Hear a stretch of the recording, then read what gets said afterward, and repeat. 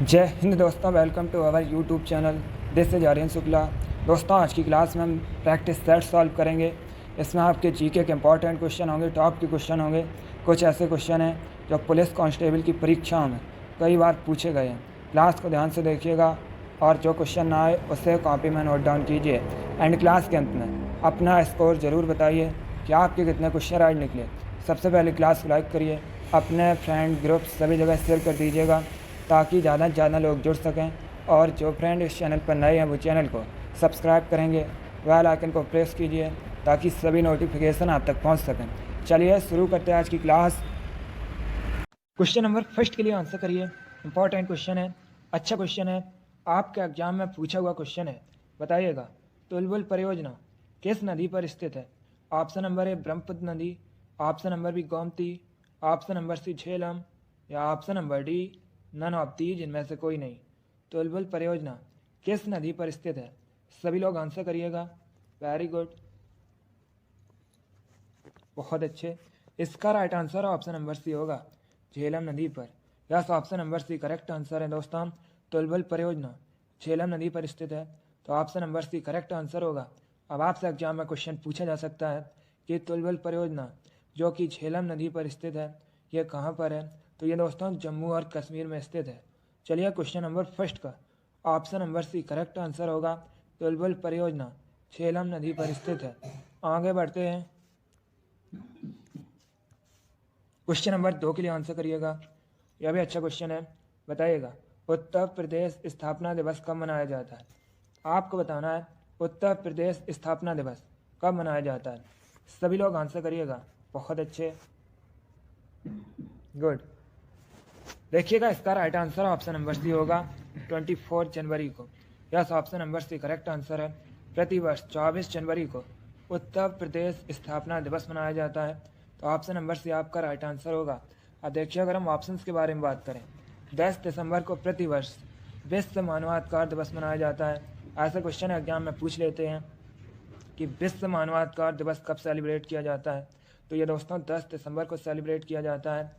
9 अक्टूबर को प्रतिवर्ष विश्व डाक दिवस मनाया जाता है और 21 जून को प्रतिवर्ष अंतर्राष्ट्रीय योग दिवस मनाया जाता है। यह सभी इंपॉर्टेंट क्वेश्चन हैं, यहाँ से आपके एग्जाम में क्वेश्चन पूछे जा सकते हैं, तो आप लोग याद रखिएगा। चलिए क्वेश्चन नंबर 2 का option number C correct answer है, 24 जनवरी को प्रतिवर्ष उत्तर प्रदेश स्थापना दिवस मनाया जाता है। आगे बढ़ते हैं, क्वेश्चन नंबर 3 के लिए आंसर करिएगा। इंपॉर्टेंट क्वेश्चन है, आपके एग्जाम में पूछा हुआ क्वेश्चन है। बताइएगा, पश्चिम बंगाल में रानीगंज किसके लिए प्रसिद्ध है? पहली बात तो आप लोग याद रखिएगा, रानीगंज ये पश्चिम बंगाल में है। अब बताइएगा ये किसके लिए प्रसिद्ध है? सभी लोग आंसर करिए। बहुत अच्छे, इसी प्रकार के क्वेश्चन आपके एग्जाम में जीके के पूछे जाते हैं, तो क्लास को ध्यान से देखिएगा। इसका right answer option number A होगा, कोयले के लिए। Yes, option number A correct answer होगा। आगे बढ़ते हैं, क्वेश्चन नंबर 4 के लिए आंसर करिए। इंपॉर्टेंट क्वेश्चन है, एग्जाम में पूछा हुआ क्वेश्चन है। बताइएगा, दाढ़ी बनाने के लिए किस दर्पण का प्रयोग किया जाता है? आपको बताना है दाढ़ी बनाने के लिए किस दर्पण का प्रयोग किया जाता है। ए समतल दर्पण का, बी उत्तल दर्पण का, सी अवतल दर्पण का या डी नन ऑफ दीज इनमें से कोई नहीं। इंपॉर्टेंट क्वेश्चन है, इसका right answer option number C होगा, अवतल दर्पण का। Yes, option number C correct answer है। दाढ़ी बनाने के लिए अवतल दर्पण का प्रयोग किया जाता है। आगे बढ़ते हैं, अगला क्वेश्चन देखते हैं। क्वेश्चन नंबर 5 के लिए आंसर करिए। करंट से संबंधित क्वेश्चन है। बताइएगा, वर्तमान में रसिया के प्रेसिडेंट कौन है? आपको बताना है वर्तमान में रसिया के प्रेसिडेंट कौन है। Option number A Xi Jinping, option number B Vladimir Putin, option number C Kamala Harris या option number D Donald Trump.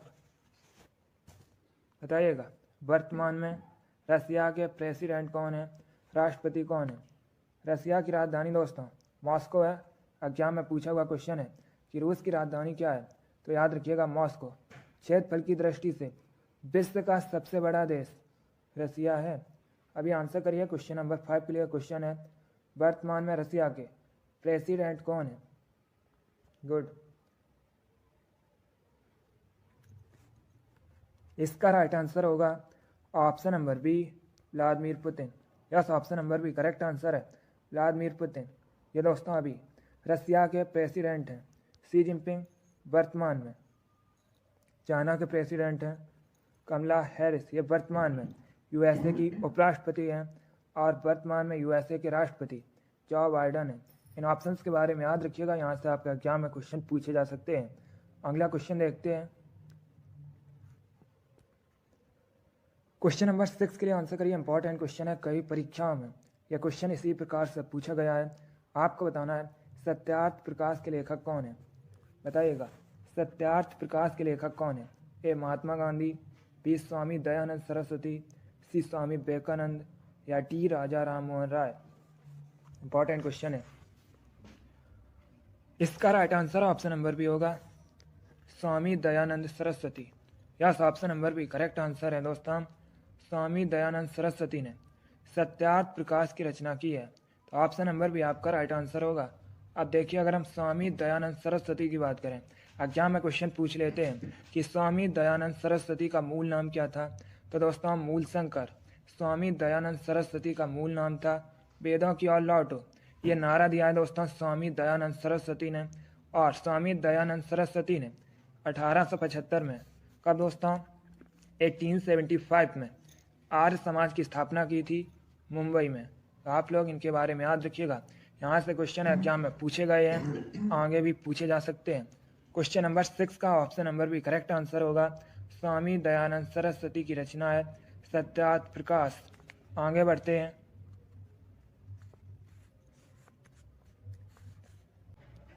Question number 7 के लिए आंसर करिए। आपको बताना है स्पेन की मुद्रा क्या है। बताइएगा स्पेन की मुद्रा क्या है। बहुत अच्छे, very good. Right answer option number C होगा euro. Yes, option number C correct answer है दोस्तों। स्पेन की करेंसी यूरो है, इसलिए option number C correct answer होगा। जिसने भी क्वेश्चन नंबर 7 का ऑप्शन नंबर सी दिया है, उनका राइट आंसर है, वेरी गुड। आगे बढ़ते हैं। अब क्वेश्चन नंबर 8 के लिए आंसर करिए। यह भी इंपॉर्टेंट क्वेश्चन है, अच्छा क्वेश्चन है। आपको बताना है उजनी डैम ये किस राज्य में स्थित है। बताइएगा उजनी डैम किस राज्य में स्थित है। इंपॉर्टेंट क्वेश्चन है, पहले ऑप्शन को पढ़िए, उसके बाद आंसर करिएगा। इसका right answer option number D होगा, महाराष्ट्र में। Yes, option number D correct answer है दोस्तों। उजनी डैम ये महाराष्ट्र में स्थित है, इसलिए option number D correct answer होगा। अब यहाँ पर आपसे एग्जाम में क्वेश्चन पूछे जा सकते हैं कि उजनी डैम ये किस नदी पर है, तो आप लोग याद रखिएगा दोस्तों, ये भीमा नदी पर है। इसीलिए इस डैम को भीमा डैम के नाम से भी जाना जाता है, भीमा बांध के नाम से भी दोस्तों इसे जाना जाता है, और भीमा सिंचाई परियोजना के नाम से भी इसी को जाना जाता है। तो आप लोग याद रखिएगा उजनी डैम महाराष्ट्र में है। चलिए, क्वेश्चन नंबर 8 का option number D correct answer है, ये भीमा नदी पर है। आगे बढ़ते हैं। क्वेश्चन नंबर 9 के लिए आंसर करिए। बताइएगा दुर्गापुर कहाँ पर है। आपको बताना है दुर्गापुर ये किस राज्य में है। ए उड़ीसा में, बी पश्चिम बंगाल में, सी बिहार में, या डी झारखंड में। इसका right answer option number B होगा, वेस्ट बंगाल में। Yes, option number B correct answer है, दुर्गापुर पश्चिम बंगाल में है, इसलिए option number B correct answer होगा। आगे बढ़ते हैं। क्वेश्चन नंबर 10 के लिए आंसर करिए। यह भी अच्छा क्वेश्चन है। बताइएगा किस शहर को विश्व में चमड़े के शहर के रूप में भी जाना जाता है। आपको बताना है किसे चमड़े के शहर के रूप में भी जाना जाता है। इनमें से ए कानपुर को, बी कोलकाता को, सी लखनऊ को, या डी लुधियाना को। आंसर करिएगा। इसका right answer option number A होगा, Kanpur. Yes, option number A correct answer है दोस्तों। कानपुर को चमड़े के शहर के रूप में भी जाना जाता है, इसलिए option number A correct answer है। कानपुर के साथ ही दोस्तों आगरा और चेन्नई ये भी चमड़े के उद्योग के लिए प्रसिद्ध हैं। चलिए, क्वेश्चन नंबर 10 का option number A correct answer होगा। बहुत अच्छे दोस्तों, वेरी गुड। क्वेश्चन नंबर 11 के लिए आंसर करिए। अब आपको बताना है हैदराबाद किस नदी के किनारे स्थित है। बताइएगा हैदराबाद किस नदी के किनारे स्थित है। ए कृष्णा, बी मूसी, सी लूनी, या डी तुंगभद्रा। आपको बताना है हैदराबाद किस नदी के किनारे स्थित है। दोस्तों एग्जाम में क्वेश्चन पूछा जाता है कि बेगमपेट हवाई अड्डा ये कहाँ पर है। यह हैदराबाद में स्थित है। और एक क्वेश्चन एसएससी जीडी की परीक्षा में पूछा हुआ क्वेश्चन है कि राष्ट्रीय ग्रामीण विकास संस्थान कहाँ पर है, तो यह भी दोस्तों हैदराबाद में है। अब आप लोग बताइएगा हैदराबाद किस नदी के किनारे स्थित है। बहुत अच्छे।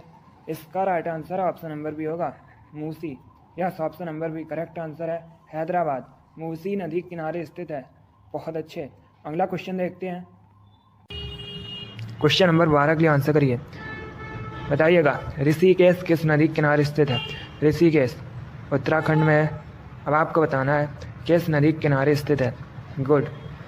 इसका right answer option number A होगा Ganga. Yes, option number A correct answer है दोस्तों।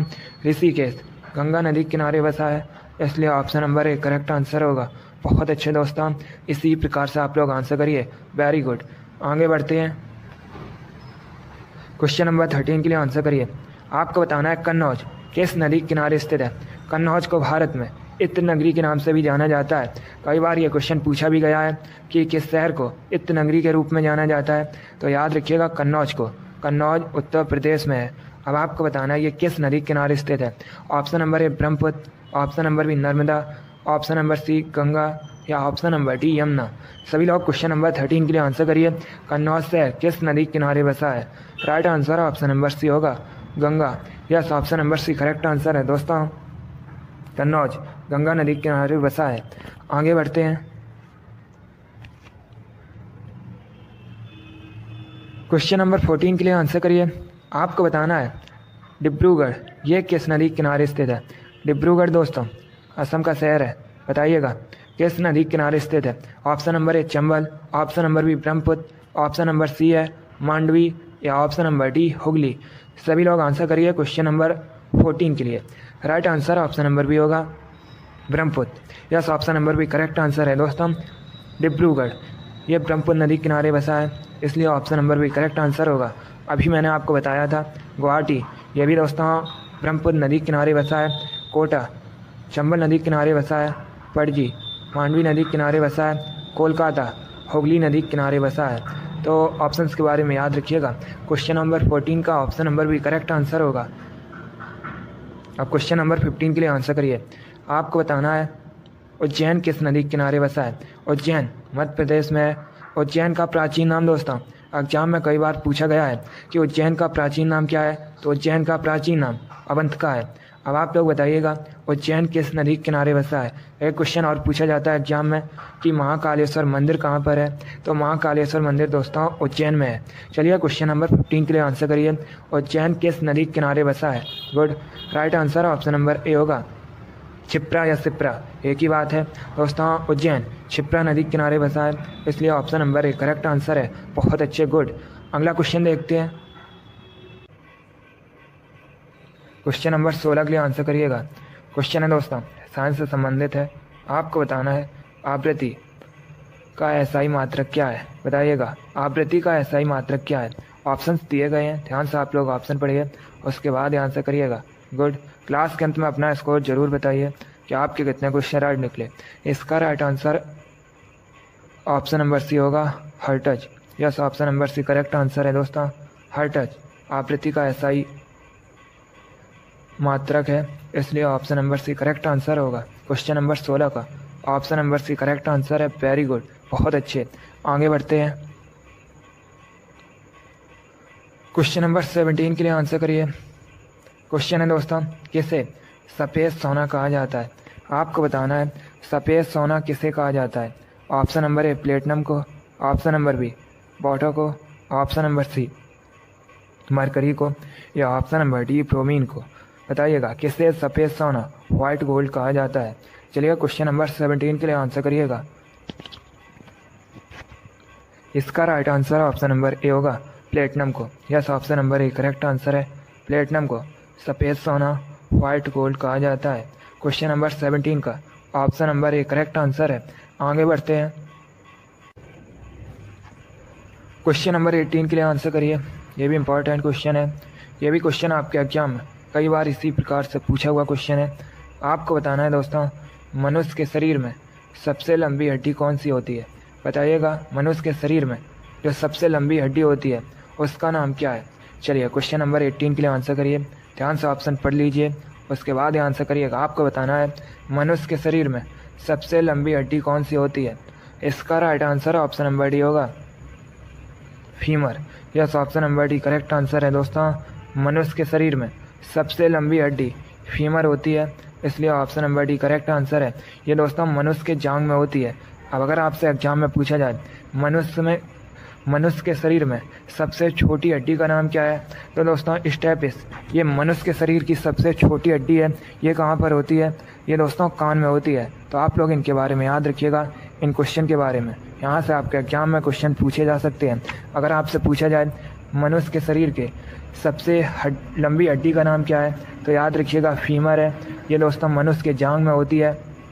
और अगर आपसे पूछा जाए मनुष्य के शरीर में सबसे छोटी हड्डी का नाम क्या है, तो याद रखिएगा स्टेपिस, ये दोस्तों मनुष्य के कान में होती है।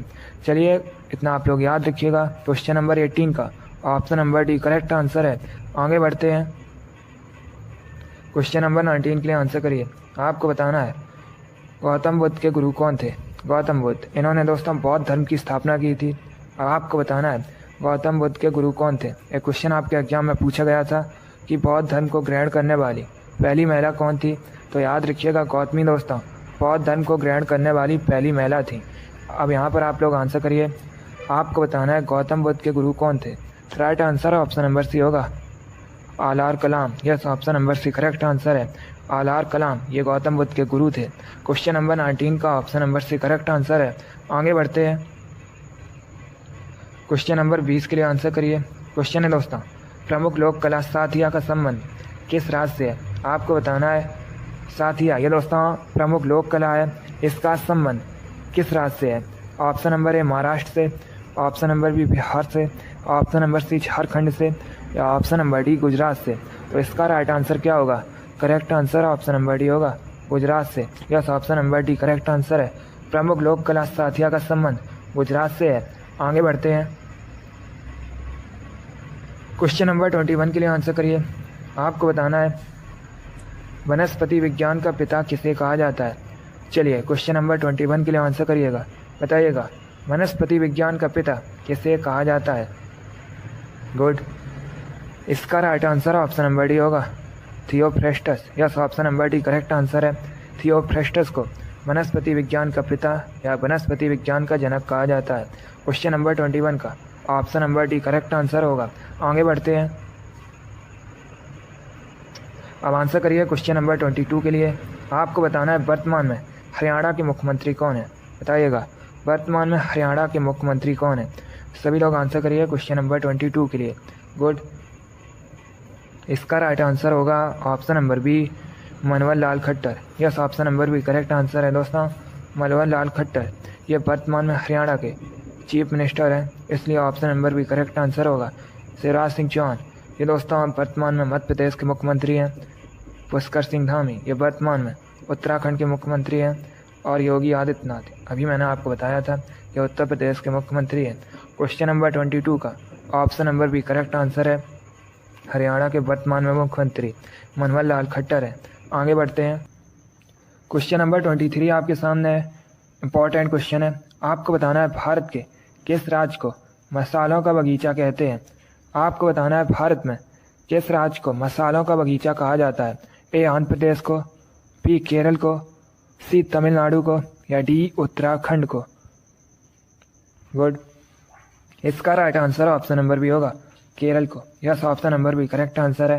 केरल को भारत में मसालों का बगीचा कहा जाता है, इसलिए option number B correct answer है। एक क्वेश्चन आपके एग्जाम में पूछा गया था, मैंने भी आपको ये क्वेश्चन कई बार बताया है कि केरल की ऑफिशियल लैंग्वेज क्या है। ये क्वेश्चन आपके एग्जाम में पूछा हुआ क्वेश्चन है, तो आप लोग याद रखिएगा मलयालम दोस्तों केरल की ऑफिशियल लैंग्वेज है। क्वेश्चन नंबर 23 का option number B correct answer है। केरल को भारत में मसालों का बगीचा कहा जाता है। अगला क्वेश्चन देखते हैं। क्वेश्चन नंबर 24 आपके सामने है। बताइएगा गीता रैस पुस्तक के लेखक कौन है। आपको बताना है गीता रैस नामक पुस्तक के लेखक कौन है। ए जवाहरलाल नेहरू, बी बाल गंगाधर तिलक, सी महात्मा गांधी, या डी सुभाष चंद्र बोस। आपको बताना है गीता रैस नामक पुस्तक किसके द्वारा लिखी गई है। बहुत अच्छे, इसका right answer option number B होगा Bal Gangadhar Tilak. Yes, option number B correct answer है दोस्तों। गीता रैस पुस्तक के लेखक बाल गंगाधर तिलक है। अगला क्वेश्चन देखते हैं। क्वेश्चन नंबर 25 आपके सामने है। अब आपको बताना है धनराज पिल्ले किस खेल से संबंधित हैं। बताइएगा धनराज पिल्ले किस खेल से संबंधित है? गुड, बहुत अच्छे।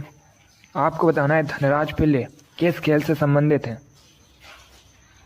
Right answer option number C होगा, हॉकी से। Yes, option number C correct answer है दोस्तों।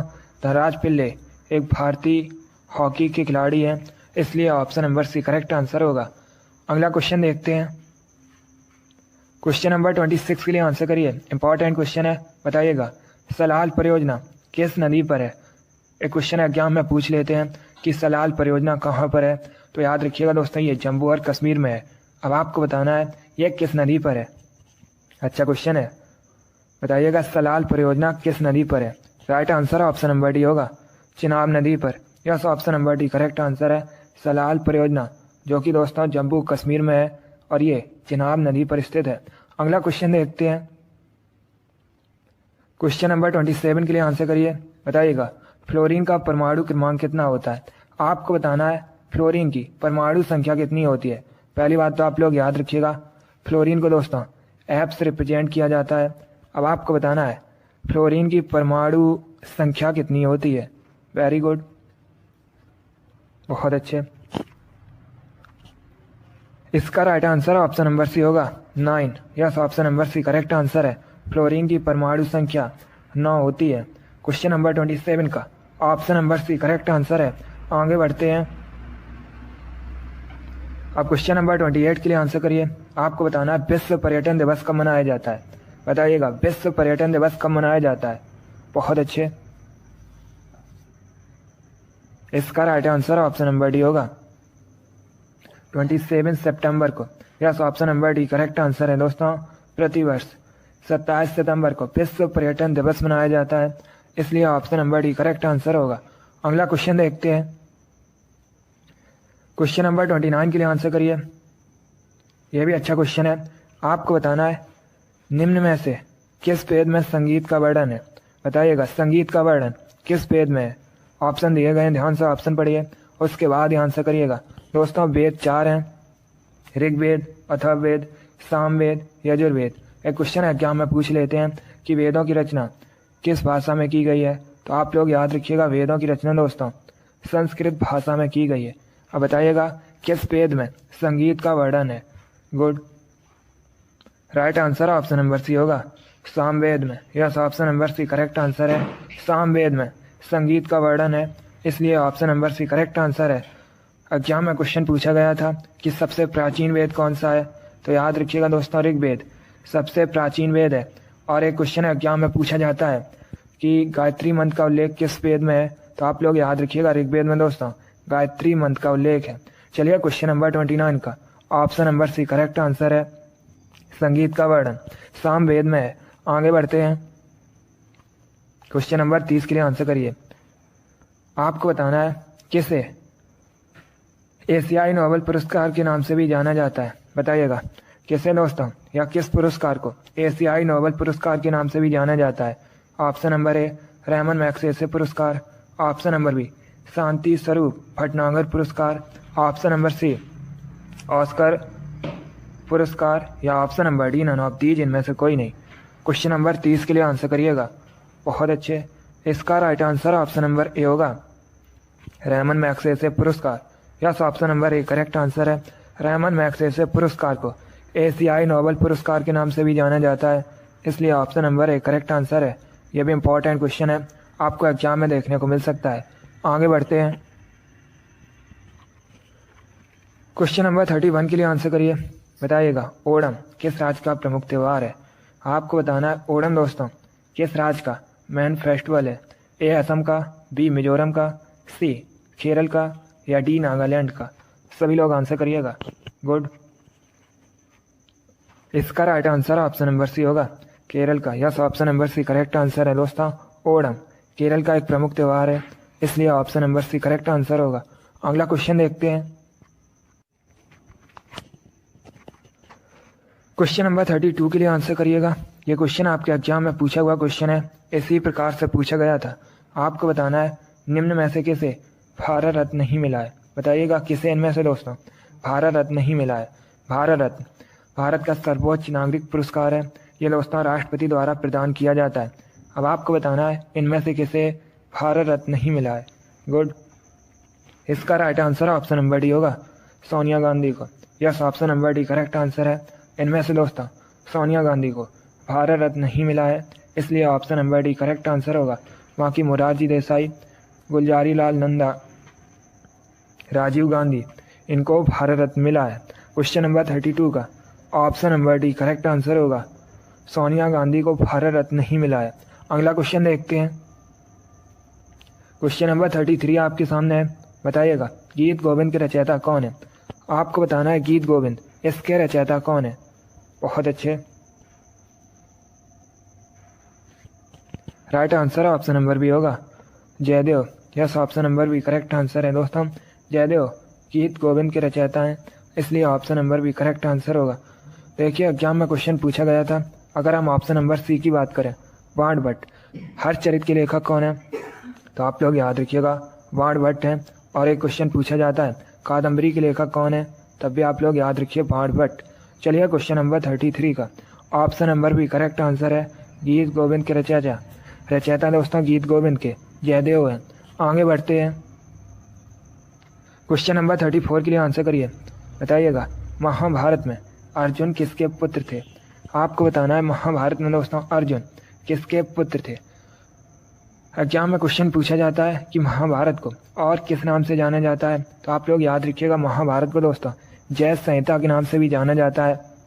एक क्वेश्चन और पूछ लेते हैं एग्जाम में कि महाभारत का युद्ध कितने दिनों तक चला था, तो याद रखिएगा 18 दिनों तक दोस्तों महाभारत का युद्ध चला था। अब बताइएगा आप लोग महाभारत में अर्जुन किसके पुत्र थे। Right answer option number B होगा, पांडु का। Yes, option number B correct answer है। आगे बढ़ते हैं। क्वेश्चन नंबर 35 के लिए आंसर करिए। आपको बताना है भारत में किसान दिवस कब सेलिब्रेट किया जाता है। ये भी अच्छा क्वेश्चन है। आपको बताना है भारत में किसान दिवस कब मनाया जाता है। क्वेश्चन नंबर 35 के लिए आंसर करिएगा। इसका right answer option number A होगा, 23 दिसंबर को। Yes, option number A correct answer है। प्रतिवर्ष भारत में 23 दिसंबर को किसान दिवस मनाया जाता है, इसलिए option number A correct answer होगा। क्वेश्चन नंबर 35 का option number A correct answer है। भारत में 23 दिसंबर को किसान दिवस सेलिब्रेट किया जाता है। बहुत अच्छे दोस्तों, वेरी गुड गुड गुड। चलिए दोस्तों आज की क्लास में हमने जीके के 35 इंपॉर्टेंट क्वेश्चन डिस्कस किए with extra fact. I hope आप सभी को ये क्वेश्चन समझ आए होंगे। सो लाइक करिए, शेयर करिए। चैनल पर नए हैं तो चैनल को सब्सक्राइब कीजिए, बेल आइकन को प्रेस कीजिए ताकि सभी नोटिफिकेशन आप तक पहुंच सकें। आप लोग अपना स्कोर कमेंट बॉक्स में ज़रूर बताइए कि आपके कितने क्वेश्चन राइट निकले। इसी के साथ मैं आपको मिलूंगा अगली क्लास में। Thank you guys, thank you for watching. God bless you all.